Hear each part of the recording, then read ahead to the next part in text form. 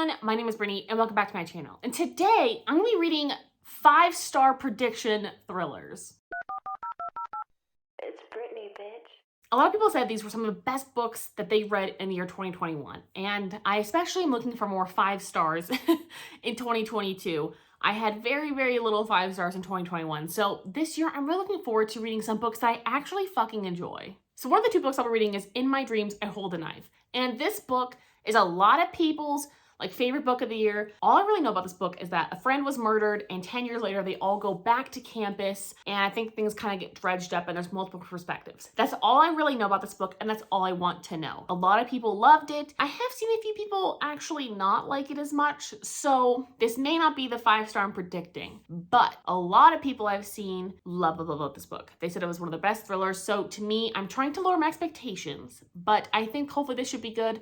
I'm a little concerned because it sounds a little bit like The Lion Game from Ruth Ware, and I gave that book 2 stars. Because I'm not really a big fan of following friends and watching someone cover up a murder or something, which I don't know, it might be that, might not be that. It might surprise me. So I'm trying to keep my options open for this one. And the second book I'll be reading is The Push. And this book, I have actually not seen one person give it a bad review. Anyone that I follow has not said anything bad about this book. Almost every single person has rated it 4 or 5 stars. So this book, I'm a little more confident in saying is definitely be a 5-star prediction. This book is basically about motherhood, and she never really wanted to become a mom because she's had a terrible past with her mom, and her mother wasn't very nice, and we get to see those chapters of her growing up with her mom and why she is the way she is and why her mom is the way she is. Very interesting. And then on top of that, she has a girl child that she is not connected with whatsoever, and she's kind of concerned about this child and she thinks she's something is wrong with her, and then she loves, she has a boy child, she loves and connects with him as she feels a mother should, but she can't figure out why she's not connecting with her little girl. That's all I really know. I'm only a few chapters into this one. I already decided to start this one because it's the one I'm most excited for, honestly, because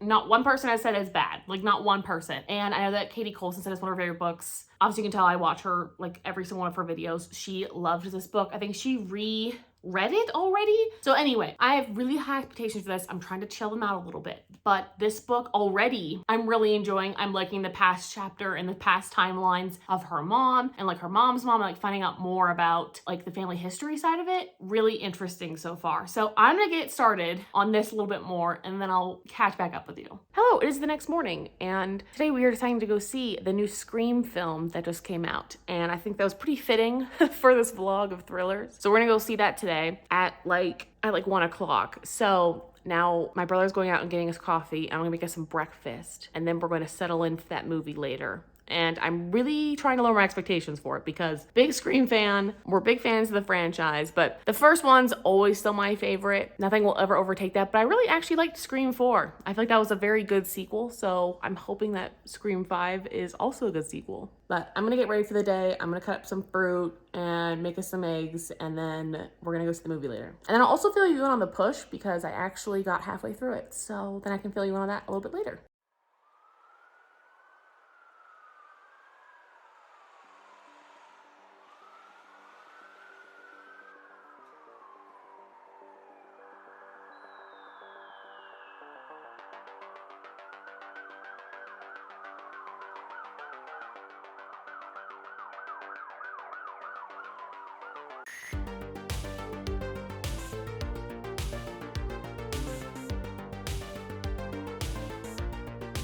So today we went and watched the 5th Scream, and we both actually really enjoyed it. I'm pretty impressed with what they did. Was it perfect? No. But did it live up to the original? I would actually say yes. I think, don't quote me on this, but honestly, I feel like it is probably one of their best sequels. It would probably go Scream 1. Obviously, the first one is the original for a reason, and then I might actually put this in the second spot. It had a lot of Easter eggs, so if you're a fan of the series, you're gonna get a lot of Easter eggs in it. Really enjoyed it. I guessed the killer from the very beginning, but I think it's probably because I also watch so many horror movies, I read so many mystery books. I feel like for me it's usually pretty easy to figure it out, but I think some people could definitely be surprised. They definitely led a lot of things astray, and a lot of different people were accused, but I think it did a really good job of it. I don't know, I enjoyed it. No matter what, it was a really good time. So I enjoyed the watching experience, even if it's not the most perfect movie on the planet. It's definitely better than Scream 3 though, that's for fucking sure. Anyway, if you have watched the movie, go hit up my Twitter DMs and talk to me to me about it because I definitely love to discuss it, even though I'm already discussing it in like my Facebook group. That's not how I use Facebook for anymore, by the way. I don't know if you guys do too, but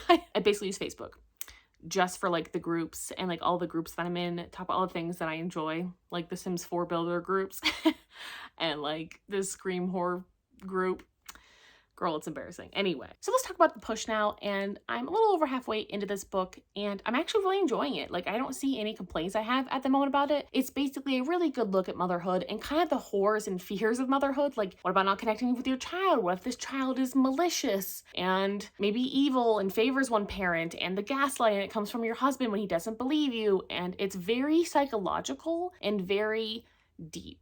And I'm really enjoying it. I think it could hopefully be a 5-star. Maybe at least a good 4-star. I have no complaints as of yet. Maybe it ends terribly. Maybe I'll change my rating, but as of now, I think it's going quite well. And I'm hopefully going to finish this tomorrow. I can't really spoil too much about this book because I feel like the little twists in there, they're just like little twists. They definitely lie within the novel, and I don't want to ruin any of it for you because it'll definitely ruin some of the buildup. I mean, you get a little bit of the buildup and you kind of know what you think is going to happen, but when certain things do happen, you're still like, damn. I honestly terrified to have a little child like this. Like, I'm terrified.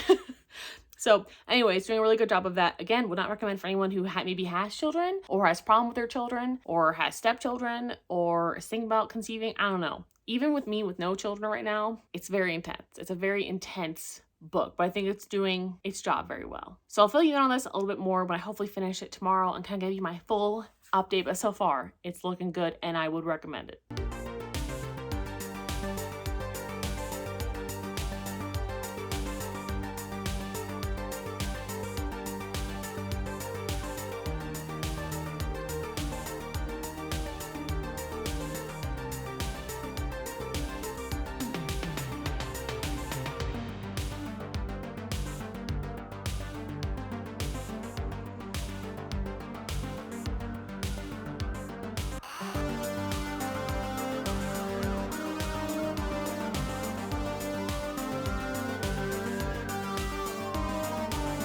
So I ended up finishing The Push, and I think I'm actually gonna give this 4.5 stars like most of the people that I follow. And honestly, I really enjoyed this book. I can't really spoil too much about it, but this was a very satisfying ending. This ending gave me exactly what I was looking for. It gave me what I thought the story was going to give me as well. It was kind of predictable, but I also really enjoyed that. It was exactly what I was predicting it to be, and it was exactly what I was expecting and wanting. And so for that, it was just really satisfying. Like, I was just so excited when I got to like the last couple of pages of this. Supreme. It is really a dark look into motherhood and deep unsettling fears about having children. And honestly, I just feel like it does it so well. And it definitely resonated with me. I can see how even at 300 pages, it could be slightly repetitive because we're basically in this character's head the entire time. But for me, like, I just found it so interesting and I wanted to know what was going to happen. And things are alluded to, like big drops of like what we think is going to happen, and they don't happen for a while and then they finally do. And you're like, yes! So for that, this is going to get a 5 stars rounded up for me. And I definitely recommend this. And I think this is my second 5-star of the year. And so far,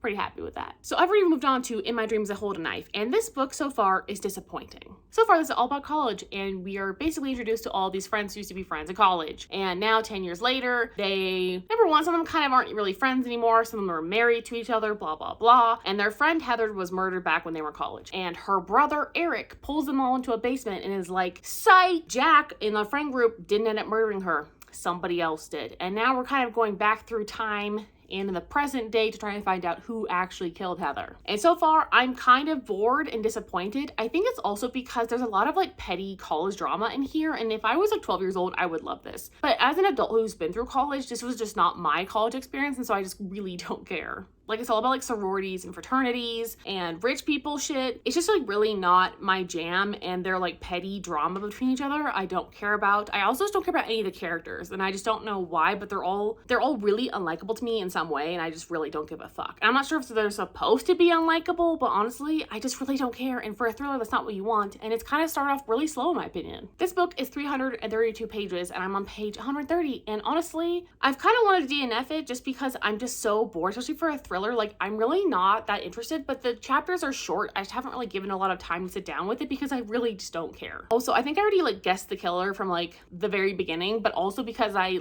obviously looked at the pages and I saw some things in the last page, so I think I know who the killer is. But it's also not that, again, like I fucking care, because again, I don't like any of the characters, so I don't really care if they are murdered. I think that's like half the problem with thriller books, is if I don't care about any of the characters, or there's not enough like stakes for me, like I'm not worried about them being murdered, like I'm not kind of bored. Anyway, I'll get to this when I get to this. It's honestly been about like 5 or 6 days since I finished The Push and I got onto this one, so honestly, like I'm kind of ready to DNF it for a moment and pick up something else, because I just feel like it's kind of gonna put me in a reading slump, because I really just don't care at the moment. So I'll let you know what I decide later.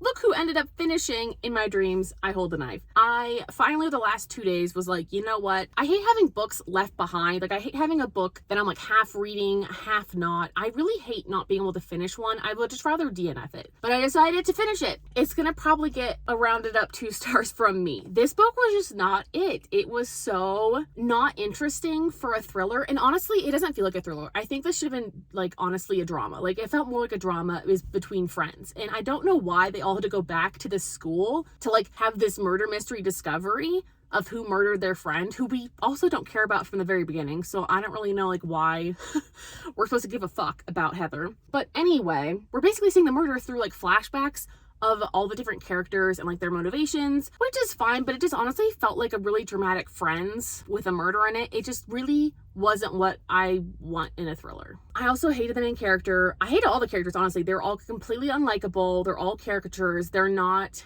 deep at all. I mean, I guess there was some like family issues, but then again, those family issues were so cliche. I don't know. This book just didn't vibe with me like whatsoever. Like, I'm upset because I was really expecting to at least enjoy this more, and I didn't enjoy it at all. I almost DNF'd it multiple times. I just forced myself to finish it. Especially, I feel like in the last half, it picks up a little bit, so it is way less tedious to get through. But the first half, I did not like at all. I think it's just also the way we're introduced to the characters, like, just did not work for me. I just didn't like this writing. I don't think I like her writing. I don't think I liked the story. I didn't really like many things about it, to be honest. So I think it's gonna get like a 1.5 from me. I knew the murderer from the very beginning. I called it. I was right. I wasn't very impressed. I don't know. I didn't overall enjoy this book, and I don't even think I'd recommend it as a thriller. I think it reads a lot more like a drama, but it wasn't even a drama I really cared about, because you don't care about any of the characters, and this is not Dark Academia. I just want to let you know, like, I don't know who called this Dark Academia or if it's just being marketed that way, because they obviously do not read Dark Academia, because this has zero Dark Academia vibes. Just because it takes place at a college does not mean it's Dark Academia, okay? Because there is zero of those vibes in this. It is all about sororities and fraternities and fucking parades and homecoming and partying. There's nothing about like the Dark Academia vibe. You know, there's like a vibe, you know, and there's books I've not liked that had the vibe. For example, Ninth House, hated that fucking book, but guess what? It has the Dark Academia vibes. This has zero vibes, absolutely none. This is just not it. Please go check out my review for probably a more comprehensive look at this book. I feel like sometimes it's really hard to sum up in person, but on paper, I can sometimes do a little bit of a better job. But there was just a lot of things that didn't work for me. It didn't work. I also didn't like that one of the secrets was a gay man trying to come out. There was a lot of things I didn't enjoy. I didn't care for the characters. I didn't care for the plot. I didn't care for the murder mystery. I didn't care for the setting. Honestly, like, none of it worked for me. So, not a very successful book, but that's okay. So now I'm going to return this trash to the library, and that is the end of this vlog. If there's any actual like good thrillers that you enjoy, please let me know, because I'm actually looking for some really good thrillers. I feel like I've been very disappointed by thrillers in general the past few months. So if you have any that you absolutely love that I have not read yet, always go check my Goodreads. Let me know. Anyway, thank you guys so much for watching. Like, subscribe. I'll talk to you guys next time. Bye.